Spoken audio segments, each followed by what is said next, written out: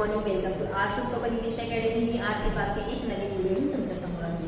Last व्हिडिओमध्ये आपण future perfect continuous टेन्सचे एक्झाम्पल्स बघितले. या व्हिडिओमध्ये आपण त्याचे निगेटिव्ह सेंटेन्स, क्वेश्चन्स कसे होतात म्हणजेच बंच बाय सेंटेन्स कसं होतात ते बघणार आहे. फ्युचर परफेक्ट कंटिन्युअस टेन्स म्हणजे चालू पूर्ण भविष्यकाळ, क्रिया कंटिन्युअसली भविष्यकाळामध्ये चालू राहणारी आहे ते सांगण्यासाठी वापरतो.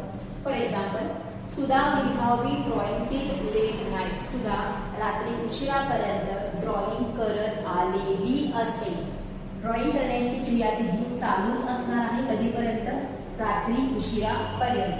निगेटिव्ह सेंटेन्स करत असताना जो आपला हेल्पिंग वर्ब आहे विल, त्याच्यानंतर आपल्याला नॉट यूज करायचा आहे आणि आपलं निगेटिव्ह सेंटेन्स होईल जसं की Sudha will not have been drawing till night. Sudha रात्री उशिरापर्यंत ड्रॉइंग करत आलेली नसेल. प्रश्न करत असताना परत विल पहिल्यांदा येणार आहे जसं की will Sudha have been drawing till night. Sudha रात्री उशिरापर्यंत ड्रॉइंग करत आलेली असेल का? विल स्टार्टिंगला आलेला आहे आणि विलच्या जागी झालेला आहे आपला सब्जेक्ट रिप्लेस. आणि तेच जर निगेटिव्ह सेंटेन्स करायचं असेल, मीन्स निगेटिव्ह क्वेश्चन करायचं असेल तर अगेन स्टार्टिंगला विल येणार आहे. So will Sudha not have been drawing till late night. रात्री उशिरापर्यंत सुधा ड्रॉइंग करत आलेली नसेल का? ह्याच्यामध्ये एंड पॉइंट घेतलेला आहे बाय युजिंग टिल प्रिपोजिशन आणि ह्याच्यामध्ये आपण ड्रॉ हे क्रियापदाला आयएनजी चे रूप वापरलेलं आहे. आय आणि वी नसल्यामुळे आपण इथे विल यूज केलेला आहे, म्हणजेच आय आणि वी असतात तशा यूज केला असता आणि बाकी सगळ्यांसमोर नाउन्स असतील प्रोनाउन समोर ते आपण विल यूज करतो. सो विल हॅव झालेला आहे आणि बी प्रत्येक निगेटिव्ह सेंटेन्स करत असताना विल हॅव ला सेपरेट करायचं आहे. सो विल नॉट हॅव अशा प्रकारे होणार आहे. प्रश्न करत असताना फक्त चेंजेस होणार आहे सब्जेक्ट आणि हेल्पिंग वर्ब मध्ये.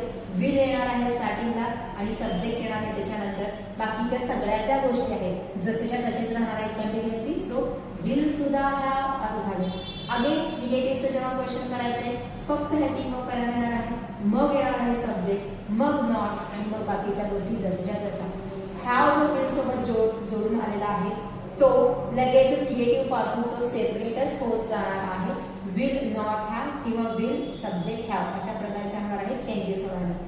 स्टार्टिंगला हॅव ही येणार नाही आणि निगेटिव्ह सेंटेन्समध्ये नॉट ही येणार नाही, फक्त विल येणार आहे. या सेंटेन्स मध्ये आपण नॉट हा पूर्ण शब्द यूज केला. जर आपल्याला नॉट यूज करायचा नसेल आणि त्याचं शॉर्ट फॉर्म घ्यायचं असेल तर कसे सेंटेन्सेस होतात बघूया. Babita will have been learning Marathi language since her marriage. लग्न झाल्यापासून बबिता मराठी भाषा शिकत आलेली असेल. शिकण्याची क्रिया तिची लग्न झालं तेव्हापासून सुरू झालेली आहे आणि अजूनही ती शिकत असणारच आहे. त्याच्यामध्ये परत बबिता असल्यामुळे आपण विल यूज केलेला आहे. लर्न क्रियापद आहे त्याला आयएनजी प्रत्यय लागलेला आहे आणि क्रिया कधी सुरू झाली हे सांगण्यासाठी आपण सिन्स प्रिपोजिशन वापरून एक काय घेतलेलं आहे, टाइम घेतलेला आहे, हर मॅरेज. हे जेव्हा सेंटेन्स निगेटिव्ह करायचं असेल अशा प्रकारे करू शकतो विल नॉट प्रमाणे. पण आपण एक शॉर्ट फॉर्मचं घेतलेलं आहे. सो सेंटेन्स आलेला आहे Babita won't have been learning Marathi language since her marriage. लग्नापासून बबिता इंग्रजी भाषा शिकत आलेली नसेल. शिकत आलेली असेल, शिकत आलेली नसेल. प्रश्न करत असताना आपण घेतलेला आहे विल स्टार्टिंगला. Will Babita have been learning Marathi language since her marriage. लग्न झाल्यापासून बबिता मराठी भाषा शिकत आलेली असेल का? आणि won't Babita have been learning Marathi language since her marriage. लग्न झाल्यापासून बबिता इंग्रजी भाषा शिकत आलेली नसेल का?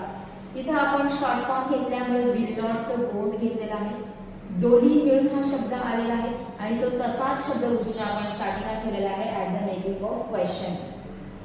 इथं जर तुम्हाला नॉट नको असेल तर अशाच प्रकारे घ्यावं लागणार आहे विल आणि नॉटच्या मध्ये सब्जेक्ट. विल नॉट बबिता असं येणार नाही. वोंट घेतलेला आहे विल नॉटचं शॉर्ट फॉर्म. जर शल असला असता तर आपण शल नॉट किंवा शांट हे घेतलं असतं, जसं की I shan't have been teaching या अर्थाने. Shan't I have been teaching असं त्याचं काय झालं असतं, शॉर्ट फॉर्मचा निगेटिव्ह आणि निगेटिव्ह क्वेश्चन तयार झाला असता. आता मी पहिला म्हणजे फ्युचर परफेक्ट टेन्स कंटिन्युअसचा पहिला जो व्हिडिओ आहे त्याच्यामध्ये जे एक्झाम्पल्स दिले, ह्याच्या अगोदर फक्त एक्झाम्पल म्हणजे 2 व्हिडिओ झालेले आहेत. ते 2 व्हिडिओज मध्ये जे काही एक्झाम्पल्स आहेत ते समोर ठेवा आणि तोंडी त्याचे वाचून सेंटेन्स पहिल्यांदा करा, म्हणजे तुम्हाला म्हणजे एक्झाम्पल रिडिंगचं काम तुम्ही प्रॅक्टिस होईल. त्याच्यानंतर तुमचे स्वतःचे सेंटेन्सेस तयार करा अशा प्रकारे. म्हणजे तुमचा अफर्मेटिव्ह सेंटेन्स घ्यायचा आणि त्याचा निगेटिव्ह क्वेश्चन करायचा.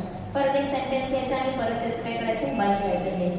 आय आणि वी चे दोन्हींची सेपरेट करा. त्याच्यामध्ये आपल्याला शेल यूज करायचा आहे आणि विल चे तर आपण सगळ्यासोबत विल यूज करणारच आहे. त्याचे करायचे म्हणजे प्रॅक्टिस ही तुम्हाला करायचीच आहे. So this is for today. Thank you.